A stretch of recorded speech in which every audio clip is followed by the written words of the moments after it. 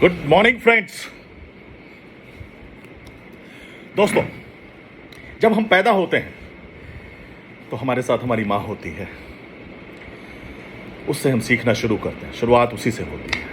तो जैसे जैसे हम बड़े होते हैं, घर में बहुत सारे लोग होते हैं, हमारे भाई बहन होते हैं, बड़े हमारे बाबा दादी होते हैं, हमारे चाचा चाची होते हैं, जो हमें सिखाते हैं, हमें चलना सिखाते हैं, हमें बोलना सिखाते हैं। पहले पापा बोलते हैं, बाबा बोलते हैं, धीरे धीरे हम सीखते हैं और बड़े होते हैं। उसके बाद एक उम्र आती है जब हमारा एडमिशन करा दिया जाता है स्कूल में हम जाते हैं तो वहाँ पे टीचर्स होते हैं। टीचर्स से हम बहुत कुछ सीखते हैं। हम सब्जेक्ट्स के बारे में नॉलेज देते हैं, मैथमेटिक्स पढ़ते हैं, फिजिक्स पढ़ते हैं, इंग्लिश पढ़ते हैं, और ये प्रोसेस चलती रहती है जब तक हम एजुकेशन में रहते हैं। एमएससी करते हैं, बीएससी करते हैं, फिर कुछ लोग प्रोफेशनल एजुकेशन में चले जाते हैं, कुछ डॉक्टर्स एमबीबीएस करते हैं, इंजीनियरिंग करते हैं।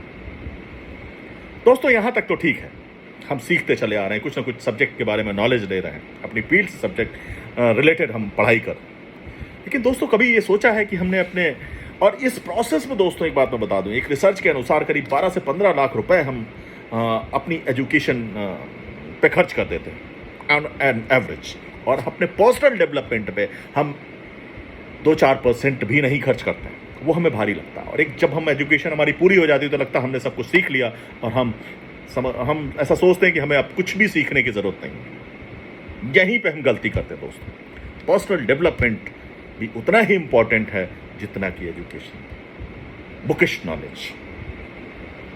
दोस्तों, बड़ी बड़ी कंपनीज, चाहे वो फार्मास्यूटिकल सेक्टर हो, चाहे वो एफएमसीजी सेक्टर हो, चाहे वो इंश्योरेंस सेक्टर हो, बैंकिंग सेक्टर हो, दे ट्रेन देयर एम्प्लॉइज।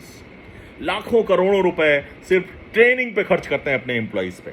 जब कोई एम्प्लॉय वहाँ अपनी कंपनी में भर्ती करते हैं तो उनकी इनिशियल ट्रेनिंग होती है, और उनकी टाइम पे ट्रेनिंग बराबर शेड्यूल रहती है, और कंपनी सिर्फ ट्रेनिंग पे करोड़ों रुपए खर्च कर देती है। क्यों?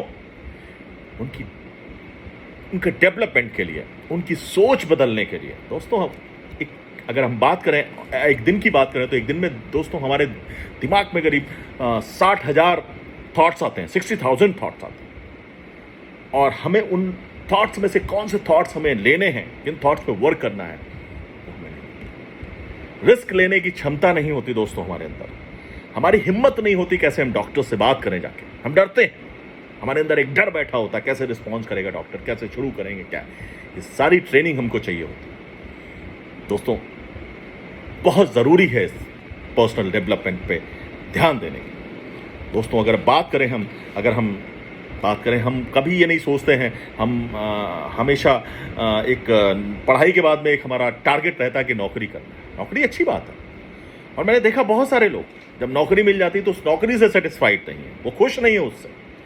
जब वो बैंक से आते हैं, कहते हैं यार बड़ी ख़राब नौकरी है। मतलब नौकरी है जो घर चला रही है उनका, जिससे घर चल रहा है, जिससे सारी ज़रूरतें पूरी हो रही हैं, वो नौकरी उनको भारी लग रही है। बिजनेस कर रहे हैं, बड़े थक गए, बहुत ख़राब बिजनेस है। बहुत सारे, कई हमारे दोस्त हैं, कहते हैं यार बड़ा गंदा बिजनेस है भाई। अरे गंदा बिजनेस तो क्यों कर रहे हो भाई, दूसरा करो। लेकिन नहीं। तो दोस्तों, यहाँ पे ये भी समझने की बात है, जो हम काम कर रहे हैं, जब तक हम अपने काम को प्यार नहीं करेंगे, जब तक हम उसको लव नहीं करेंगे, तब तक हम उसमें हमेशा थके हुए महसूस करेंगे। या तो दोस्तों हमें यह पता चल जाए कि हमारा इंटरेस्ट किस फील्ड में है, हमें आखिर करना क्या चाहिए, हमें किस फील्ड में हमारा इंटरेस्ट, किस फील्ड में बहुत अच्छा कर सकते हैं। बहुत से लोग नौकरी तो कर रहे हैं बैंक की, लेकिन उनका इंटरेस्ट था इंजीनियरिंग में, उनका इंटरेस्ट था टीचिंग में, तो वो कभी खुश नहीं रह पाते हैं, क्योंकि उनका कहीं ना कहीं माइंड वहाँ जाता ही जाता है, उधर पहुँच ही जाते हैं। तो यहाँ पे इस चीज़ का बहुत ध्यान देना। अगर हम कर सकते हैं और अगर हम रिस्क ले सकते हैं तो हम उस फील्ड में जाएं जो हमारे मन की फील्ड है, हमारे इंटरेस्ट की फील्ड, उस फील्ड में हम काम करें। और दोस्तों, सीखते रहना चाहिए। मैं तो ये कहूँगा दोस्तों, हमेशा अपने दिलो दिमाग में एक बच्चा जरूर जिंदा रखो। अपने बचपन को कभी अपने आप से दूर होने ना दो। बच्चे को कोई शर्म नहीं होती। जब बच्चा होता ना, बहुत सारी क्यूरियोसिटी उसके दिमाग में होती, अजीब अजीब से क्वेश्चन पूछता, उसको कोई हेजिटेशन नहीं होता ये क्वेश्चन क्यों पूछ रहे हैं। हम के ट्रेनिंग में बैठे तो हम सोचते हैं यार हम ये क्वेश्चन पूछेंगे तो शर्म आती है, लोग क्या सोचेंगे। तो क्लास में भी हम हेजिटेट करते रहते हैं। जो हेजिटेट करते रहते हैं दोस्तों, वो हमेशा पीछे रह जाते हैं। तो बच्चे के दिमाग में कभी ये नहीं होता कि लोग क्या कहेंगे, कौन हंसेगा, कौन बोलेगा। उसको पूछना है, उसकी एक क्यूरियोसिटी है, उसको अपनी क्यूरियोसिटी शांत करनी है। तो बी ए चाइल्डिश। दोस्तों, पढ़ना मत छोड़िए।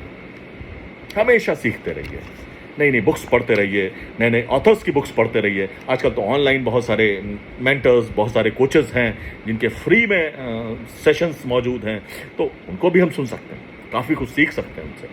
दोस्तों, मैं अगर बात करूं अपनी, तो मैंने MSc मैथमेटिक्स किया, उसके बाद में MBA किया और जॉब भी की, लेकिन अल्टीमेटली दोस्तों I have started a business. मैंने इवेंट मैनेजमेंट कंपनी अपनी शुरू की और आज की डेट में बड़े बड़े कॉर्पोरेट्स को मैं केटर कर रहा हूँ। ऑल ओवर इंडिया में होटल्स एंड रिजॉर्ट्स में उनके प्रोग्राम्स ऑर्गेनाइज करता हूँ। मैं खुद जाता हूँ, मैं खुद ट्रेवल करता हूँ, एक साथ मैं 5-5, 6 जगह जाता हूँ और देखता हूँ प्रोग्राम सब सही से चल रहे हैं नहीं चल रहे, खुद मॉनिटर करता हूँ, मेरी टीम मॉनिटर करती है। आई बिलीव इन दैट, चाहे वो प्रोग्राम पुरी में चल रहा हो, चाहे हैदराबाद में हो, चाहे बैंगलोर में हो, चाहे वो पूना में हो, कोशिश ये रहती है कि हमारा कोई टीम का बंदा वहाँ ज़रूर पहुँचे उस प्रोग्राम को सक्सेसफुल बनाने के लिए। तो कहने का मतलब है दोस्तों, एक ज़रूरत है, मुझे कभी थकावट नहीं होती। हाँ, हमारे जो एम्प्लॉइज़ हैं वो ज़रूर थक जाते हैं, मुझे कभी थकना नहीं आता। मैं चलता हूँ एक साथ, रात दिन भर चलता हूँ, रात भर चला, उसके बाद मैं शाम को फिर निकल गया, थकावट नहीं आती, क्योंकि ये काम हमारे मन का, मैं बड़े इंटरेस्ट से काम करता हूँ, मुझे मज़ा आता है इसका। दोस्तों, एक बड़ी अच्छी कहावत कही है, हेनरी फोर्ड ने कही, एक बड़ी अच्छी कहावत, anyone who stops learning is old, anyone who stops learning is old, whether at 20 or 80. Anyone who keeps learning stays young.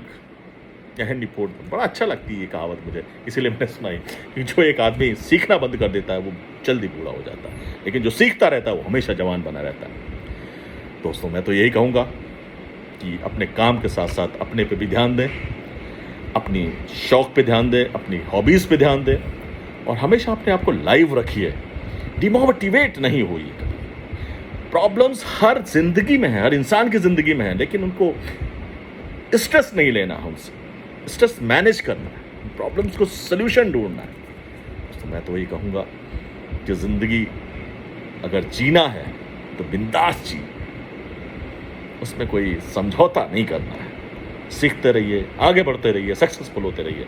कभी भी किसी बंदे से, कोई बहुत सारे एग्जीक्यूटिव्स टकराते हैं, जब पूछता हूँ भाई इतने सक्सेसफुल कैसे हो गया, हर आदमी बोलता है कि यार हमारे गॉडफादर है मिस्टर XYZ, उनसे हमने सीखा, उनके पद चिन्हों पे चल के मैं आगे बढ़ा।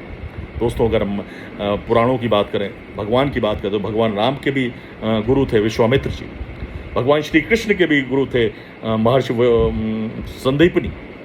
अगर हिस्ट्री की बात करें, महात्मा गांधी के गुरु थे गोपाल कृष्ण गोखले। अपने विवेकानंद जी की बात करें अगर, तो विवेकानंद जी के गुरु थे रामकृष्ण परमहंस।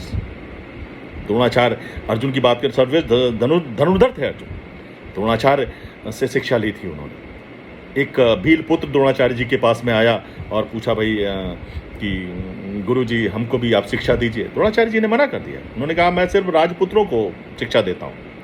भील पुत्र को बहुत बुरा लगा, लेकिन फिर वो हिम्मत नहीं हारा, उसने द्रोणाचार्य जी की मूर्ति बनाई मिट्टी की और जंगल में उसने अपना अभ्यास शुरू कर दिया। एक समय वो अर्जुन से भी बड़ा धनुर्धर बन गया। द्रोणाचार्य को उसकी बात की बड़ी चिंता हुई और जब वो भील पुत्र द्रोणाचार्य जी के पास आया, उसने द्रोणाचार्य जी ने गुरु दक्षिणा के रूप में उससे अंगूठा मांग लिया। देखिए, अर्जुन को प्रमोट करने के लिए अंगूठा मांग लिया और उसने खुशी खुशी अपना अंगूठा दे दिया। तो ऐसे ऐसे महापुरुष, ऐसे ऐसे लोग हमारे इतिहास में, अब हमारे उसमें मौजूद है।